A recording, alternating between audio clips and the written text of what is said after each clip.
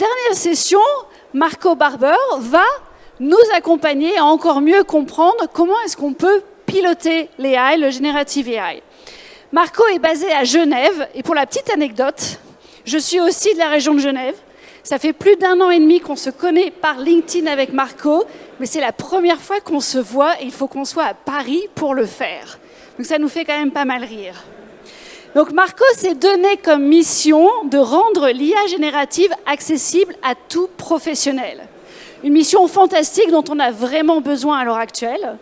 Et avec plus de 20 ans d'expérience de transformation des métiers et de l'expérience utilisateur, Marco accompagne les entreprises dans l'intégration des solutions IA. Donc en écho avec les sessions de ce matin, on va retrouver l'importance de ces comportements douces pour pouvoir justement correctement utiliser l'IA et l'intégrer.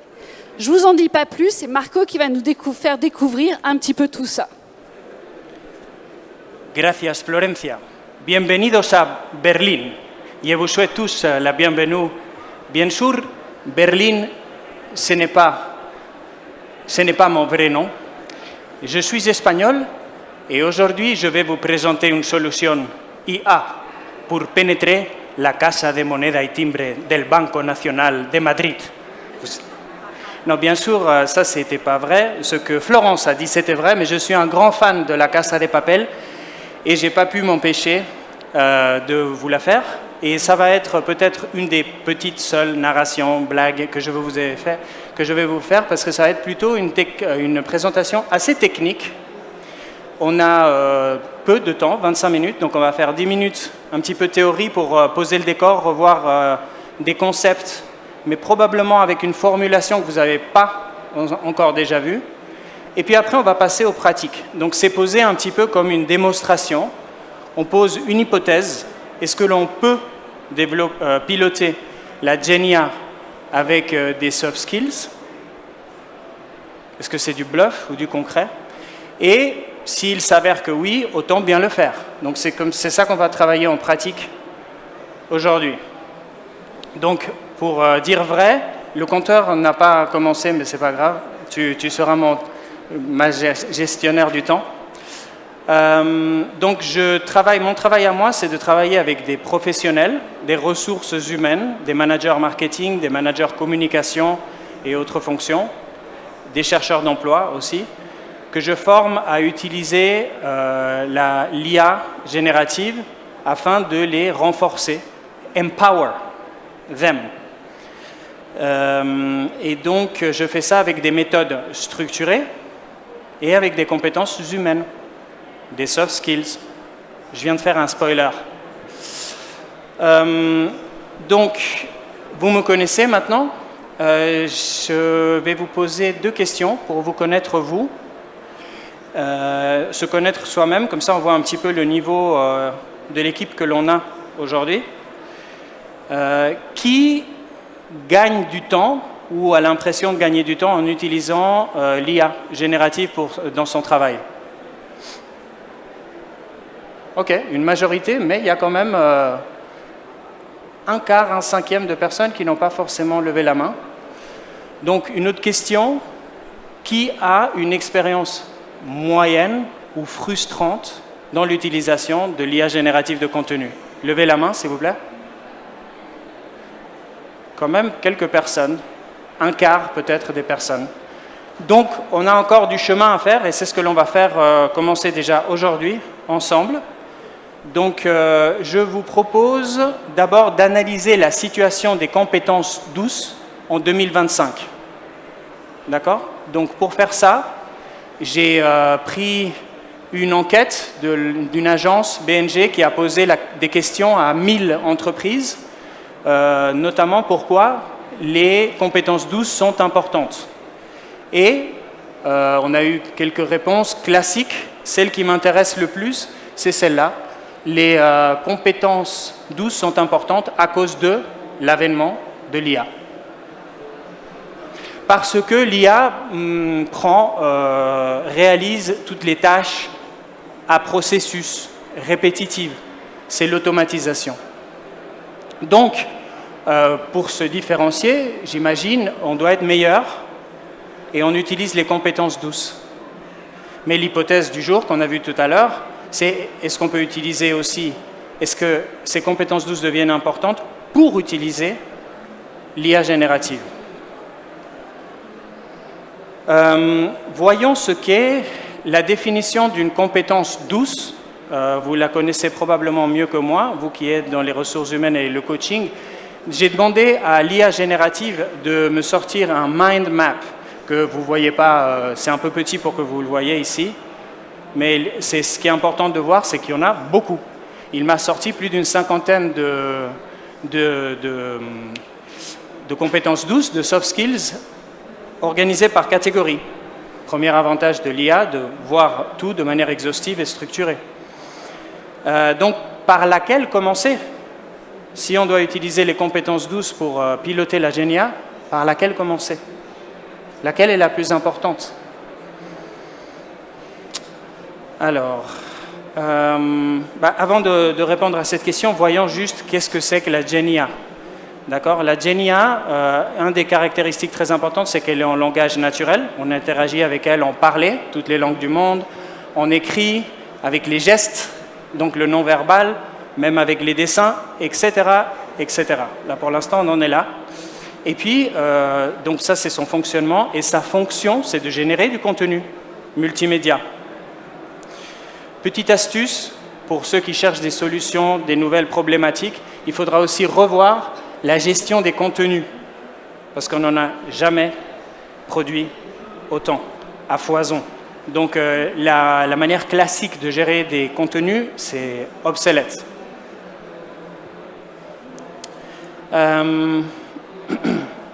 Voyons le comportement de l'IA générative, si on peut parler de comportement. Bah oui, on peut parler de comportement parce qu'il a un comportement autonome. Ça veut dire, de langage scientifique, on est non déterministe, comme les gens. Pour nous, ça veut dire quoi en concret, ça, pour nous, l'utilisateur? C'est qu'il ne répond pas deux fois de la même manière à la même question. C'est étonnant, non? Alors, il ne va pas dire une fois A, une fois B. Il va dire plus ou moins la même chose, mais les formulations sont différentes. Si vous n'avez pas encore testé ça, faites-le. Et pourquoi il fait ça? Parce qu'il dépend de multiples variables qui sont en constante évolution, que l'on voit ici listées. Par exemple, le machine learning, l'apprentissage des machines, les données à disposition, les entraînements que les modèles reçoivent régulièrement, les prompts, ça veut dire les requêtes, les questions de l'utilisateur, et les différentes interactions avec l'utilisateur, le contexte web auquel il est connecté, qui est changeant, mise à jour continuelle, et aussi, last but not least, gardé pour la fin, la chance. En langage scientifique, c'est un modèle stochastique. Donc c'est paramétrable. Hein. On appelle la température aussi. Plus on augmente la température, plus il y a de la chance dans la création de ces nouveaux contenus. C'est très utile pour des activités créatives, par exemple. Donc, mais voyons plus en détail des éléments clés du comportement de la GenIA. La GenIA est là pour nous, pour le meilleur et pour le pire. Vous le voyez ici, les caractéristiques. Vous les avez sûrement expérimentées. Pour le pire, commençons par ça, elle peut être erronée, biaisée, limitée, hallucinatoire. Elle peut prendre des mauvaises initiatives. Et l'inverse, elle peut être vraiment très bien, ultra rapide, très efficace, stylée, prendre des bonnes initiatives, toujours aimable et disponible. Juste pour finir de poser les bases, voyons quels sont les objectifs de l'utilisateur avec l'utilisation de la GenIA. D'accord ? On pourra en discuter plus tard si vous n'êtes pas d'accord. Je pense que les premiers, deuxièmes, on est d'accord. D'ailleurs, c'est souvent dans cet ordre chronologique d'apprentissage de l'utilisation. D'abord, on commence par améliorer la productivité, puis l'efficacité, puis on passe à la qualité et finalement la différenciation. Ça doit être un objectif de produire du contenu authentique et différencié. Sinon, On va tous se diluer. Et pour finir, quelle est la relation? Donc la relation à la Genia, de l'utilisateur à la Genia. Va-t-on se faire remplacer? On entendait la question tout à l'heure. Est-ce que les coachs vont se faire remplacer? Ça dépend. Je suis consultant, désolé, je réponds souvent, ça dépend. Ça dépend de vous, ça dépend de nous. Mais pour vous rassurer, on est à différents étages. Si vous vous placez dans le bon étage, ça devrait aller. Donc le premier étage, c'est celui de l'utilisateur qui doit lui fournir le contexte. D'accord? L'utilisateur, son rôle, c'est de fournir le contexte. À la Genia, qui elle, son rôle, c'est de fournir, créer le contenu. D'accord? Contexte, contenu. Ça, c'est déjà très important. Et d'autres étages qui nous différencient, vitalité, fonctionnalité. L'utilisateur, vous avez la vitalité. Qu'est-ce que ça veut dire? C'est l'expérience de vie qui vous permet de vous projeter pour savoir si les contenus générés vont faire résonner vos audiences. OK? Spark, l'étincelle. Et la Genia, c'est un outil qui a des fonctionnalités de texte, d'image, de vidéo. Voilà, donc vous pouvez l'utiliser comme ça. Donc, par où commencer? Quel soft skill? J'aimerais bien vous faire voter, mais malheureusement par manque de temps, mais on pourra discuter à la pause, aux 2 pauses, parce que j'ai 2 petites séances. Je vous propose, mesdames et messieurs, la reine, le roi des soft skills, la contextualisation. Voilà, j'en parlais un tout petit peu déjà tout à l'heure de son importance. Je pense qu'on peut la considérer comme une soft skill parce qu'elle est très importante pour interpréter, adapter, communiquer efficacement. Et elle a 5, elle engage 5 autres soft skills ou sous-soft skills que l'on voit ici, extrêmement importants, évidemment. Parmi les listes des 50, c'est peut-être... ils sont dans la cour du roi aussi. Donc, je vais juste vous montrer ça en flowchart, parce que les ingénieurs adorent ça. Et puis, c'est vrai que c'est assez représentatif. Donc, l'utilisation et la relation entre l'utilisateur et la Genia. Donc, on voit la contextualisation, c'est l'utilisateur qui, avec ses prompts et ses questions, engage ces différentes skills, soft skills, qui produisent un contenu à vérifier, à valider, donc ça revient vers l'utilisateur et ça fait un loop, une boucle, et ça fait des itérations. Et on passe du single prompting au multi-prompting, qui est aussi une stratégie. Donc, mesdames et messieurs, ça c'était la partie théorique. Donc on passe à la pratique avec un outil. La pratique, c'est prompter. On va prompter ensemble. On va faire du prompting. Et par exemple, pour résoudre un cas d'usage, si vous le voulez bien, on va faire la rédaction d'une offre d'emploi de marketing manager pour Learning Technologies. Donc du coup, on va se faire recruter peut-être. Pour faire ça bien, pour faire ça concrètement, parce qu'on a peu de temps, et au bureau aussi, on utilise des outils. Ici, je vous présente Actif. On appelle, un outil, c'est une méthode, ou on peut l'appeler framework. Celui-là, il s'appelle Actif. Ça a été créé par un collègue qui s'appelle Courtésie, donc c'est Courtoisie de Monsieur Courtésie, un collègue de Genève. Moi, j'ai aussi créé un autre prompt pour vous, c'est le cadeau de fin, je vous le présente tout à l'heure. Donc, comment on l'utilise, Actif? Déjà, c'est un acronyme mémotechnique. Ça veut dire que chaque lettre, c'est une étape de ce que l'on doit faire. Donc, A comme action. On va dire à ChatGPT, par exemple, ce qu'il doit faire. Rédige-moi une offre d'emploi pour un manager marketing. C, on donne les éléments de contexte. Je suis un employé ressources humaines de Learning Technologies, je dois recruter quelqu'un en 3 mois, etc., etc. Tous les éléments de contexte importants. T pour la tonalité, on va lui dire « je veux que tu m'écrives ça avec un style professionnel ». On peut faire tous les styles que l'on veut. Identité, il est très important l'identité. Et souvent, les gens font une confusion ici. Ce n'est pas « je suis un manager recrutement, etc. Ça, je viens de le dire. Ça, ce n'est pas l'identité de l'utilisateur. Ça, c'est avant dans le contexte. C'est l'identité que l'on donne à ChatGPT. Et lui disant « tu es un expert RH », etc., etc., on le transforme en un expert, un avatar expert dans le domaine en question, votre coach de poche ou votre expert de poche pour réaliser votre tâche. C'est très utile, comme on verra, parce que ça améliore beaucoup la qualité des réponses. Et puis, finalement, F comme format. Ça, c'est le format que vous voulez. Qu'est-ce que vous voulez quoi, en section?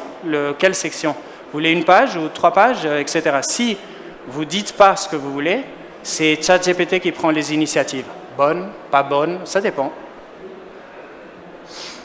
Donc, voilà, je vais vous montrer le cas d'usage. C'est ce que j'ai fait hier. Donc, j'ai fait un prompt simple, d'abord. Je lui ai dit, écris une offre d'emploi pour un poste de responsable marketing. C'est tout. Le voilà, notre marketing manager, pas mal, hein? Pas mal, mieux en photo que sa description, qui est un peu courte, quand même. Mais franchement, pour quelqu'un qui n'est pas expert, il est déjà pas mal aussi. C'est un bon début. Ça m'aide un peu à poser, à structurer. Mais après, il faut que j'élabore moi-même. C'est pour ça, d'ailleurs, comme le début n'est pas mal d'un prompt facile, c'est pour ça que beaucoup de gens s'arrêtent là. Faisons un actif maintenant, pour comparer. Voilà, donc ça c'est un actif. Je ne vais pas vous le relire. Je viens de vous donner tout à l'heure l'exemple. On va voir le résultat qui est là-dedans, avec un actif. Boum. Et je vous laisse le comparer à celui d'avant. À propos de Learning Technologies, vos missions, le profil recherché, pourquoi nous rejoindre, comment postuler, etc. Donc on voit que c'est du kit ou double au moins, ou du kit au quintuple, c'est beaucoup mieux. On le voit au niveau de la quantité. Vous n'avez pas eu le temps de passer au peigne fin les mots-clés, je l'ai fait, c'est le cas.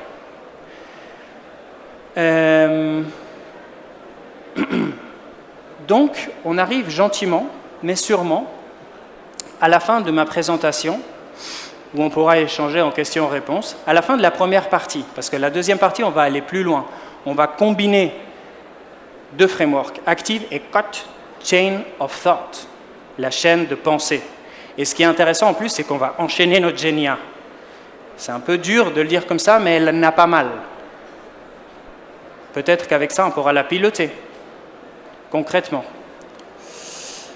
Donc, j'en arrive à la conclusion et un appel à l'action. Donc, la conclusion, si ma slide elle veut passer, c'est upskilling, une transition du contenu au contexte. Mon ami Bill, dans les années 70, a dit « Content is king », ou peut-être dans les années 90, j'exagère un peu. « The king is dead. Long live the king ». Nous avons un nouveau roi, mesdames et messieurs, c'est le contexte. Peut-être. C'est l'hypothèse qu'on a vue à moitié, parce que si vous restez pour la deuxième mi-temps, on verra encore un peu plus.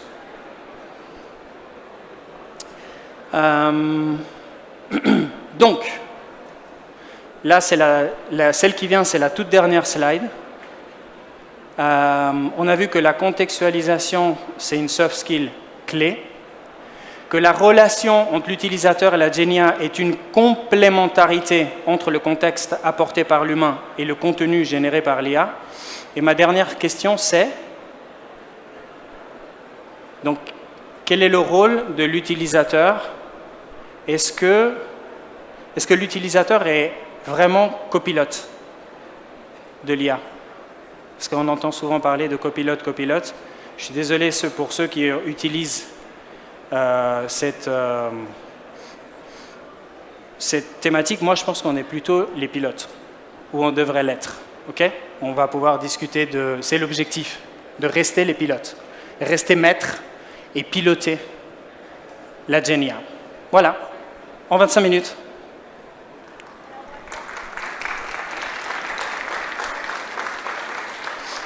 Ah, j'ai oublié, si vous voulez continuer, parce que là, on n'a que 5 minutes, mais une mi-temps de plus. vous pouvez scanner mon QR code et puis connecter avec moi sur LinkedIn avec plaisir.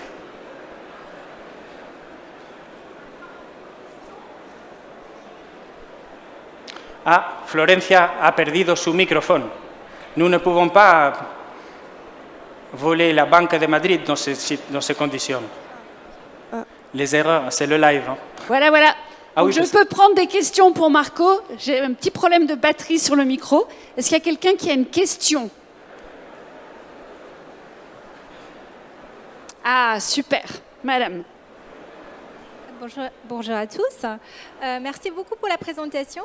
Ma question, c'est comment est-ce qu'on peut développer une barrière naturelle contre l'intelligence artificielle sans faire en sorte que toutes nos formations et tous nos échanges soient à travers la technologie. Sans que tous les échanges soient À travers la technologie. Donc comment rendre comment développer des outils complémentaires qui ne sont pas digitales? Ok, je pense que c'est avec l'intelligence collective. Ce qu'on fait aujourd'hui, ça veut dire que ce n'est pas une relation seulement en binôme avec l'intelligence artificielle de l'utilisateur, mais c'est vraiment en équipe. Et les gens vont travailler, par exemple, le thérapeute et son patient et l'IA, ou le coach et son client et l'IA. On va travailler en trio ou plus, en équipe. Et bien sûr, il se passe des choses entre les gens. Et c'est là cet aspect-là qui est tellement riche et qui continuera à se développer. Un petit peu dans ce côté de la salle, est-ce qu'il y a des questions pour Marco? Par ici, Florence. Ah, superbe.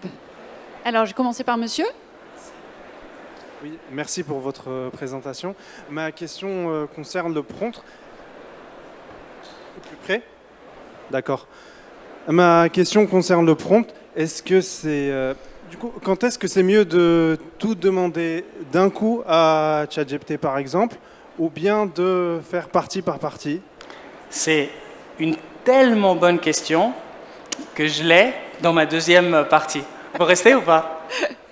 Oui. Ça fait partie, ok, je vais dire quelque chose. Ça fait partie d'une stratégie, et évidemment.